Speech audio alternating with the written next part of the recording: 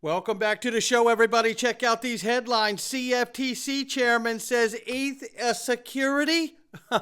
Oh boy, we got that and so much more. Somebody roll that beautiful intro.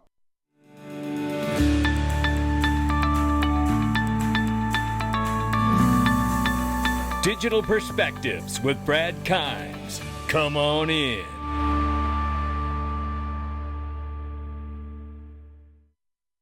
Welcome back to the show. You can follow us on Twitter and YouTube for exclusive content. Right now, it is $2.64 trillion market cap for crypto. The market is up 2% in the last 24, 66,800 plus for Bitcoin, 3,700 plus for Ethereum, and 100 plus billion dollar market cap for Tether right now, and XRP at the number 7 spot, back at 62 cents, and up 2.9 on the 24 and up 3% on the 7-day. Let's look at the range of price because we know we had a huge back test yesterday to 59 cents, and we see we're sitting right now towards the upper side of that range between 59 and 62 cents. We will keep an eye on it. I do want to tell everybody right now, if you do not know this, boy, you're going to want to know it. We know Link2 has the best private equity in the world, and today, starting at 8 a.m. Pacific time, you have 24 hours of Circle and special tier pricing. So make sure you get that while it's available. The next 24 hours, starting 8 a.m. PST time, you can get Circle and tier pricing. So do not mess around. You're going to want to get a hold of that. Also remember, there's a limited amount of Ripple right now. You're going to want to get it. You know, you're going to want to get that too. Don't fool around, ladies and gentlemen. The Circle is amazing. I tell you, I have been tickled to death with what I've gotten, and I plan to get more. And if you beat me to it, I won't be mad with anybody but myself, because I would do it to everybody else. No, get it while it's hot, ladies and gentlemen. Click the link to Link2 underneath of the video. And then look at this. This is pro-crypto lawyer Moll suing NYDFS over Ripple's XRP removal from the green list. Oh, you know who this is. Oh, yes, we have him on the show often. It is James Metalawman Murphy. That's right.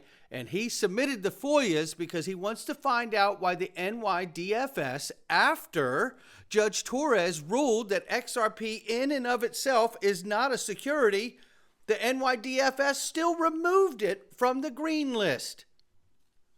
Well, let me tell you something. If you haven't learned anything about James Metalawman Murphy, you better know this. He's going to see this one through and land the plane, and we're all going to get the answers. You can bet on that. We will follow it. We will have him on the show. And by the way, he's going to be on the stage at XRP Las Vegas. Oh, it's going to be straight fire, ladies and gentlemen. Get your ticket. They're selling fast.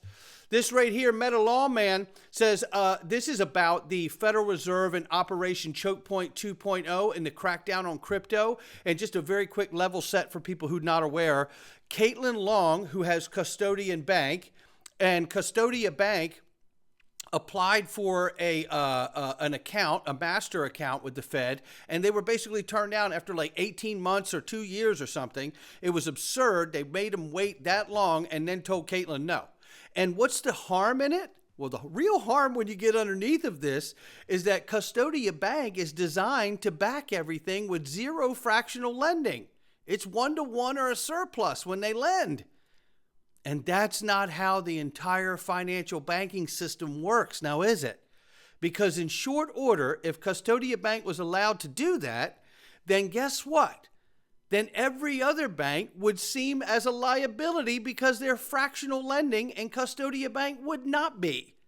That's why I believe the Fed said no to them and strung Caitlin and everyone else along for so long. However, the judge in the Custodia Bank case against the Fed has canceled the scheduled trial. Signaling that a ruling on summary judgment is imminent. A ruling against the Fed would be a major blow to the government's Operation Choke Point 2.0 attack on crypto. I tell you, shout out to Metalawman for that one. And while we wait for that decision to happen, let's understand what's going on with the stock market and everything with Larry Fink at BlackRock. And shout out to the Good Morning Crypto crew, Abs, Johnny, everybody over there, Coach JV, and Jeremy, and I can't name everybody over there, but they're all great. Jenna too's there, I believe now. So shout out to everybody over there. They're a really great crew. I want you to listen to this clip. I want to raise my hand because you make such a good point. You know, now advising 28% allocation. Well, if anything, I think, you know, listen, and what have we seen? Billions and billions and billions of shares being sold at the same time in the general stock market, ladies and gentlemen. And let me tell you, let's mix those two understandings. So Jeff Bezos and JP Morgan and everybody else out here is selling off massive positions of their stock shares. Zuckerberg. And I just saw somebody else this morning. I can't remember who it was. And now BlackRock's telling their clients 28% allocation instead of 2 to 5%. Exactly. This is for spot Bitcoin ETFs now. It's the biggest signal you're ever going to need to know and understand that there's a huge collapse and correction coming in the traditional markets. And this flight to quality, as they call it at BlackRock, is absolutely a hedge for their clients, as the rest of the market is going to get decimated if they don't find some high ground to stand on. I really do believe that. I really do believe that. Now, it's not financial advice, but I do believe that that is a signal there. And now we want to look at this signal. Gary Gensler pressed, and Kaylee over at Bloomberg is, I'll tell you, she's going to ask the tough questions. I'm going to tell you that. Take a listen to this as she asks Gary Gensler and grills him about Ethereum possibly being a security. Staying within the SEC's chalk lines, despite conversations that you're having today around climate risk, you also, I'm sure, as a 5-member commission and as the staff are going to be considering in recent months, because you are facing a deadline coming up in May around a spot Ethereum ETF. It is, Kaylee. You had to get your crypto question in. I do have to ask this question. Of course, we are now about 2 months into a world in which spot Bitcoin products exist. They have had incredible demand, more than $8 billion in inflows. Now the optimism is Ether spot ETFs are next. Do you not first have to settle the question as to whether Ether is a security or a commodity? Can you answer that first? Well, Kaylee, again, on any one of these crypto tokens, it's about the facts and circumstances as to whether the investing public is anticipating a profit based on the efforts of others. But we do have filings in front of us. I'm not going to comment. I will say this is a highly speculative asset class. One could just look at the volatility of Bitcoin in the last few days. And look, I grew up loving roller coasters. Maybe in my adult years I don't ride them as much, but you really should be conscious as the investing public that this is a bit of a roller coaster ride on these volatile assets. And then the question is how firm is the foundation of the, you get to the top of that hill, how's the foundation underneath it? And are there cash flows, or what's the use case?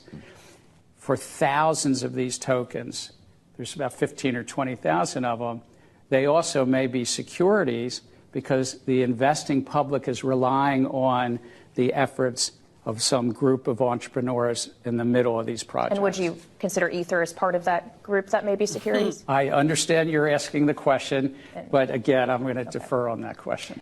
I love that she grills him, though, because it really shows the evasiveness and the lack of true leadership. He could absolutely speak on the matter if he wanted to. There's no question about it, because you know what? Rostam Benham's speaking on it. Take a listen to what he says, as it sounds a lot like him saying they're considering allowing the SEC, the CFTC says SEC is considering allowing special purpose broker-dealer Prometheum to list Ethereum as a security, which would require Commodities Exchange to delist Ethereum futures. And we have had them for a number of years, just about 4 years. And by default, this is at least in part why I publicly stated that both Bitcoin and Ether are commodities. I have not been in communication with Prometheum. I have not discussed their decision making, but from my understanding, essentially reading the press and talking to my staff who have reached out to the SEC, this was an independent decision by Prometheum, which is, as you mentioned, a special purpose broker-dealer to signal to the market that there is their intent to custody Ether. So it is my understanding that this was not at all a decision by the SEC, and that this was an individual decision by the entity. How this plays out obviously is very critical and really goes to your point, and the issue is If we do have any action by the SEC to essentially validate that decision, i.e., constituting Ether as a security, it would then put our registrants, our exchanges who list Ether as a futures contract, sort of in non-compliance of SEC rules as opposed to CFTC rules. So I am working with Chair Gensler, we're working with his office, we're working with the agency to ensure that whatever steps are taken are deliberate, that we're involved, and that they understand certainly what the consequences would be if there was a decision by the agency to determine that Ether was a security. As of now, we need to preserve the integrity of our markets and understand that this is a years-old decision where these markets are functioning well under the decision and the conclusion that Ether is a commodity. So there you have it. Now you have to wonder, as Anders asked the question, rightfully so underneath, why would the SEC do this and not just launch a lawsuit? Just a theory, could be completely wrong. Maybe they wouldn't want to open a lawsuit with all the potential dirt that could appear. Clayton, Hinman, etc. He's absolutely, this is certainly a valid thought process. There's no question about it. The other side of this is that if this is in fact the case, and maybe that is the angle, you have to wonder, think about the negative impact that could happen now, right? Think of it for a moment. I want you to think of, what could really take place, and the decimation could take place to that protocol and that network. Could it be the realization that it's centrally controlled by JP Morgan and China? Could we have that honest of a conversation with the SEC? I don't know. I wouldn't hold my breath for that. But nevertheless, with that being said, we got a lot more to look at here. Let's take a look at this as well in response to that. Ashley Prosper says here, sounds like the CFTC chair is warning the SEC to not claim Ethereum as a security. Now, why? After all this time, why would he feel the need to issue such a public statement if the SEC was not thinking of doing exactly that? That's another fantastic point from Ashley right here. The red flags can't be ignored. Failure to answer if ETH is a security in Congress, failure to answer ETH is a security in a lawsuit, rejecting Hinman's speech as personal opinion, delaying the ETFs for ETH twice, and using a default judgment in court that names several ETH tokens as securities. Gary might not call ETH a security in the end, but you can tell he really wants to. Right? Think about what kind of impact that would have in the market. Then I couldn't help but think about Pearsist, who's building the bridge from the Ethereum virtual machine to the XRP Ledger. Boy, how grateful will they be for that bridge if this really continues to get ugly.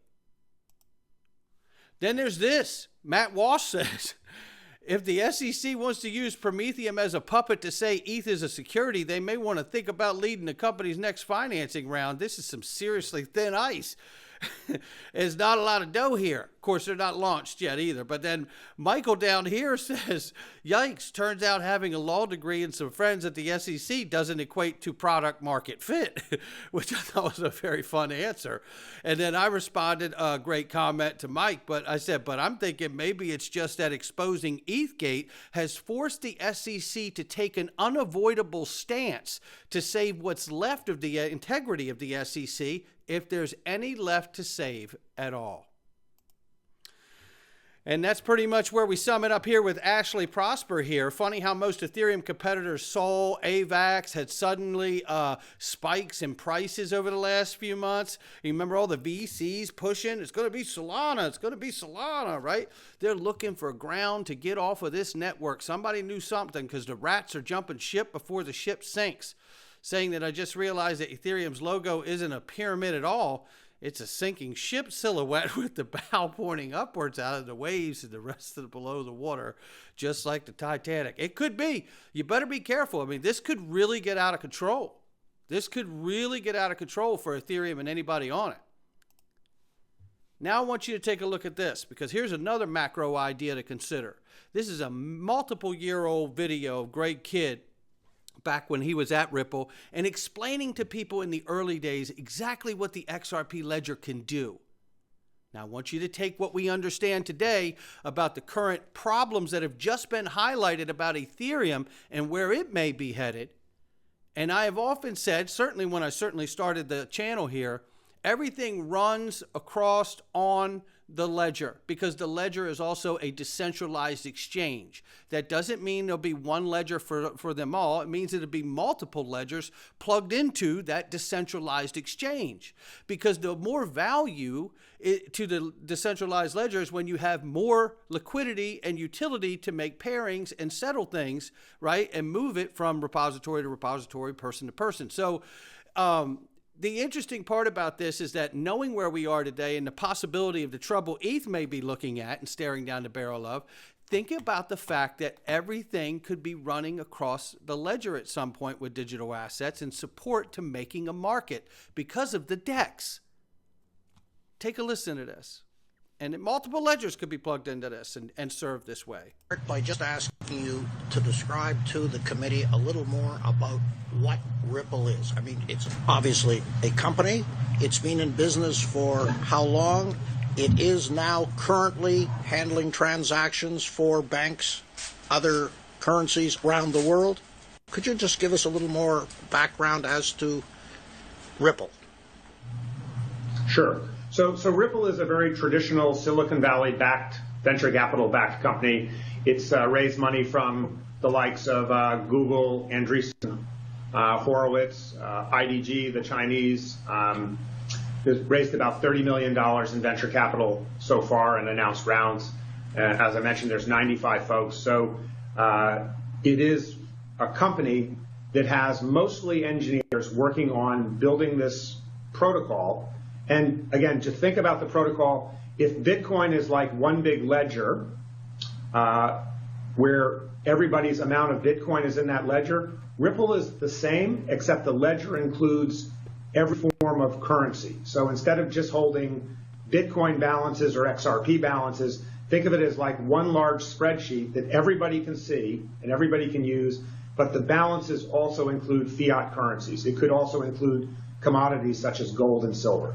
So the part that is like Bitcoin is that there is a distributed ledger. Most of the engineers here are sort of ex-Bitcoiners.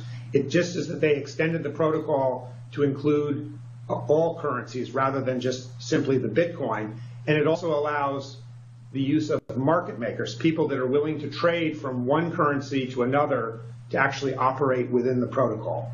So that's the big innovation here. Sort of a 2.0 innovation is to allow a distributed ledger, virtual currency, but operating right alongside fiat currency as well.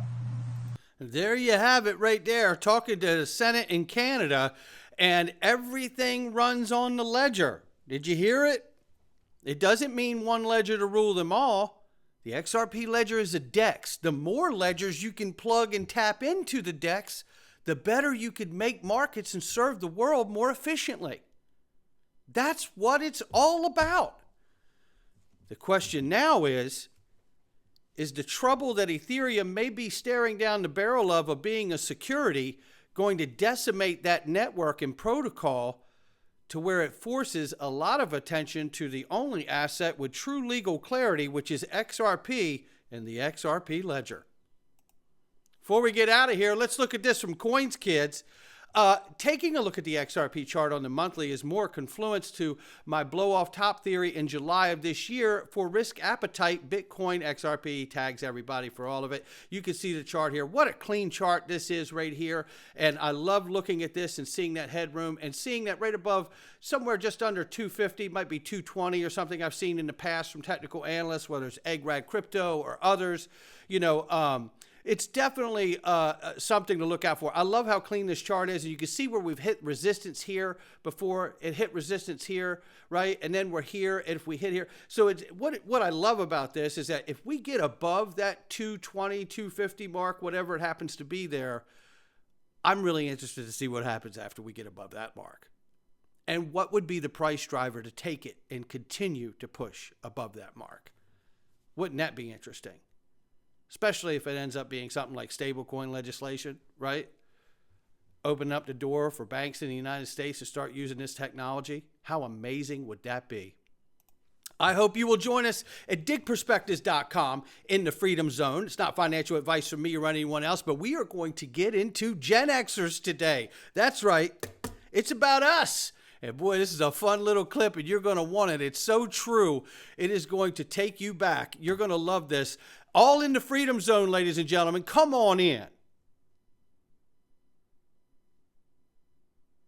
All right.